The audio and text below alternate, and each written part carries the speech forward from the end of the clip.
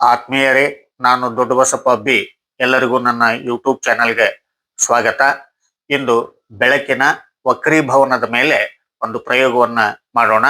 ಈ ಪ್ರಯೋಗವನ್ನು ಮಾಡಲು ನಾನು ಒಂದು ಪ್ಲಾಸ್ಟಿಕ್ ಬಾಕ್ಸ್ ಅನ್ನ ತೆಗೆದುಕೊಂಡು ಅದರಲ್ಲಿ ನೀರನ್ನ ತೆಗೆದುಕೊಂಡಿದ್ದೇನೆ. ಈ ಒಂದು ನೀರಿಗೆ ಒಂದು ಹನಿ ಹಾಲನ್ನ ಹಾಕೊಂಡಿದ್ದೇನೆ. ಈ ಒಂದು ಪ್ಲಾಸ್ಟಿಕ್ಕಿನ ಬಾಕ್ಸ್ ಅನ್ನ 4 ಈ ಗಾಜಿನ ಲೋಟಗಳ ಮೇಲೆ ಇಟ್ಟುಕೊಂಡು ಕೆಳಗಡೆ ಗ್ಯಾಪ್ ಅನ್ನ ಬಿಟ್ಕೊಂಡಿದ್ದೇನೆ. ಹಾಗೂ ಹೊಗೆಯನ್ನ ಉಂಟು ಮಾಡಲಿಕ್ಕೆ ಈ ಕಡೆ ಒಂದು ಧೂಪದ ಕಡ್ಡಿಯನ್ನ ಹಚ್ಚಿ ಇಟ್ಟಿದ್ದೇನೆ. ಹಾಗೂ ಈ ಕಡೆಗೂ ಒಂದು ಧೂಪದ ಕಡ್ಡಿಯನ್ನ ಹಚ್ಚಿ ಇಟ್ಟುಕೊಂಡಿದ್ದೇನೆ. ಬೆಳಕಿನ ಆಕಾರವಾಗಿ ನಾನಿಲ್ಲಿ ಲೇಸರ್ ಟಾರ್ಚ್ ಅನ್ನ ಉಪಯೋಗಿಸ್ತಾ ಇದ್ದೇನೆ.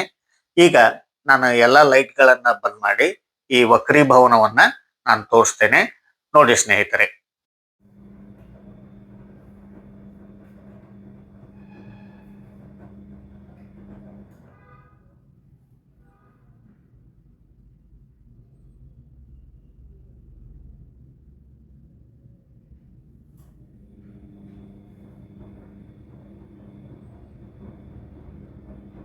ಸ್ನೇಹಿತರೆ, ನಾನು ಧೂಪದ ಕಡ್ಡಿಗಳನ್ನ ಹೊತ್ತಿಸಿ ಹೊಗೆಯನ್ನ ಉಂಟು ಮಾಡಿದ್ದೇನೆ.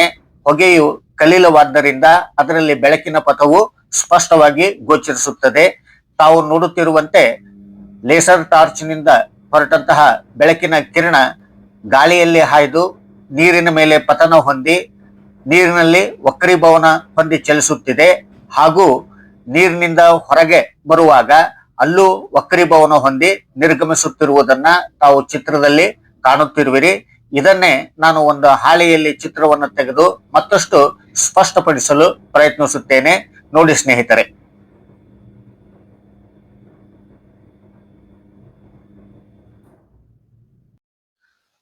ಎಸ್, ಇದು ಗಾಳಿಯ ಮಾಧ್ಯಮ, ಇದು ನೀರಿನ ಮಾಧ್ಯಮ, ಮತ್ತೆ ಇದು ಗಾಳಿಯ ಮಾಧ್ಯಮ.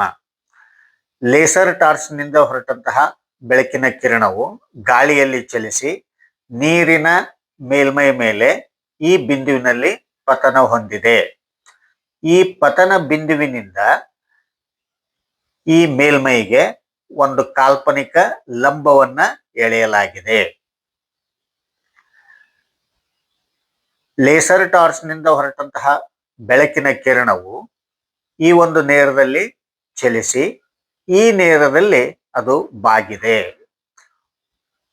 ಈ ಬಾಗಿದ ಕಿರಣವನ್ನೇ ನಾವು ವಕ್ರಿಮ ಕಿರಣ ಅಂತ ಕರಿತೀವಿ, ವಕ್ರೀಭವನ ಕಿರಣ ಅಂತನೂ ಕರಿತೀವಿ. ಈ ಪತನ ಕಿರಣ ಇದೇ ನೇರದಲ್ಲಿ ಚಲಿಸಿಲ್ಲ, ಈ ನೇರದಲ್ಲಿ ಅದು ಬಾಗಿ ಚಲಿಸಿರುವುದನ್ನ ತಾವು ಗಮನಿಸಿ.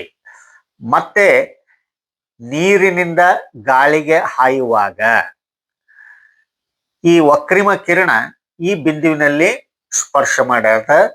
ಈ ಬಿಂದುವಿನಿಂದ ಮತ್ತೊಂದು ಕಾಲ್ಪನಿಕ ರೇಖೆಯನ್ನ ಅಂದ್ರೆ ಲಂಬವನ್ನ ಎಳೆಯಲಾಗ್ಯದ.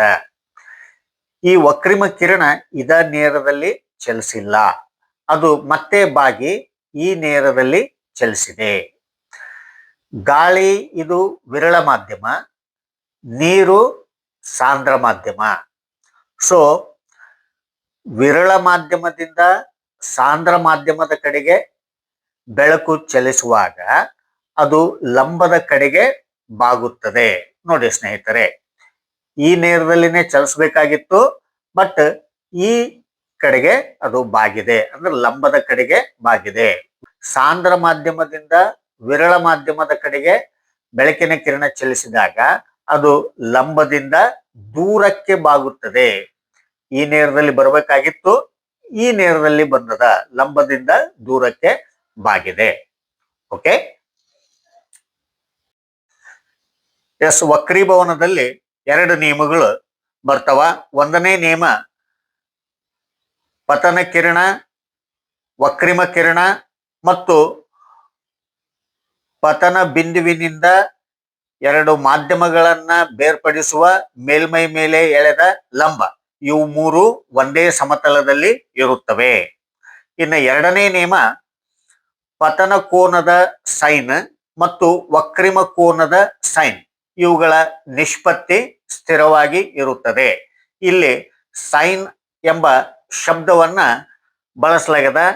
ಸೈನ್ ಅಂದ್ರೆ ಬೆಳಕಿನ ವಕ್ರೀಭವನವನ್ನ ಅತ್ಯಂತ ನಿಖರವಾಗಿ ವಿವರಿಸಲು ಬಳಸುವ ತ್ರಿಕೋನಮಿತಿಯ ಮೌಲ್ಯ.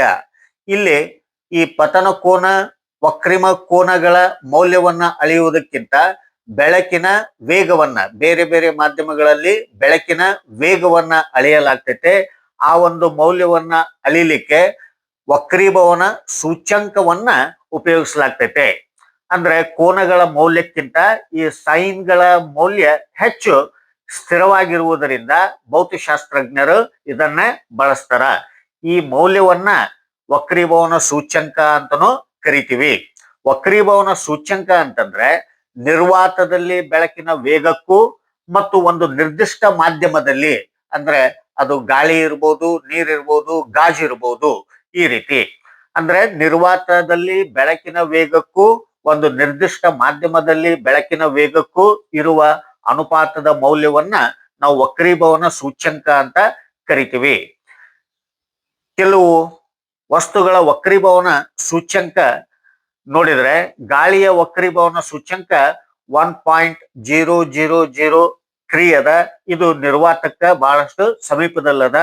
ನೀರಿನ ವಕ್ರೀಭವನ ಸೂಚ್ಯಂಕ 1.33, ಸೀಮೆ ಎಣ್ಣೆಯ ವಕ್ರೀಭವನ ಸೂಚ್ಯಂಕ 1.44, ಗಾಜಿನ ವಕ್ರೀಭವನ ಸೂಚ್ಯಂಕ 1.52, ವಜ್ರದ ವಕ್ರೀಭವನ ಸೂಚ್ಯಂಕ 2.42. ಸ್ನೇಹಿತರೆ, ರಾಶಿ ಸಾಂದ್ರತೆಯೇ ಬೇರೆ, ದೃಕ್ ಸಾಂದ್ರತೆಯೇ ಬೇರೆ. ಇದನ್ನ ನಾವಿಲ್ಲಿ ಗಮನಿಸಬೇಕು. ರಾಶಿ ಸಾಂದ್ರತೆಗೆ ಅನುಗುಣವಾಗಿ ವಸ್ತುಗಳು ತೇಲ್ತವ ಅಥವಾ ಮುಳುಗ್ತವ. ಈಗ ಒಂದು ಉದಾಹರಣೆ ಹೇಳ್ಬೇಕು ಅಂತಂದ್ರೆ, ನೀರಿನ ಮೇಲೆ ಸೀಮೆ ಎಣ್ಣೆ ತೇಲ್ತದ. ಯಾಕಂತಂದ್ರೆ ಸೀಮೆ ಎಣ್ಣೆಯ ರಾಶಿ ಸಾಂದ್ರತೆ ನೀರಿನ ರಾಶಿ ಸಾಂದ್ರತೆಗಿಂತ ಕಡಿಮೆ ಇದೆ. ಆದರೆ ದೃಕ್ ಸಾಂದ್ರತೆಯ ಅನುಸಾರವಾಗಿ ಸೀಮೆ ಎಣ್ಣೆಯು ಹೆಚ್ಚು ಸಾಂದ್ರವಾದ ಮಾಧ್ಯಮವಾಗಿದ್ದು ನೀರು ಕಡಿಮೆ ಸಾಂದ್ರ ಮಾಧ್ಯಮವಾಗಿದೆ. ಅಂದ್ರೆ ವಕ್ರೀಭವನ ಸೂಚ್ಯಂಕ ಯಾವ ವಸ್ತುವಿಂದು ಹೆಚ್ಚಿಗೆ ಇರ್ತೈತೋ ಅದು ಹೆಚ್ಚು ಸಾಂದ್ರವಾಗಿರುತ್ತದೆ. ಇದನ್ನ ನಾನು ಇನ್ನೊಂದು ವಿಡಿಯೋದಲ್ಲಿ ಸ್ಪಷ್ಟವಾಗಿ ನಿಮಗೆ ತಿಳಿಸಿಕೊಡ್ತೇನೆ, ವಿವರಿಸ್ತೇನೆ ಸ್ನೇಹಿತರೆ. ಇಲ್ಲಿ ನೀರಿನ ವಕ್ರೀಭವನ ಸೂಚ್ಯಂಕ 1.33 ಅಂದ್ರೆ ಬೆಳಕು ನೀರಿನಲ್ಲಿ ನಿರ್ವಾತಕ್ಕಿಂತ 1.33 ಪಟ್ಟು ನಿಧಾನವಾಗಿ ಚಲಿಸುತ್ತದೆ ಎಂದು ಅರ್ಥ. ಓಕೆ ಸ್ನೇಹಿತರೆ, ಎಲ್ಲರಿಗೂ ಧನ್ಯವಾದಗಳು.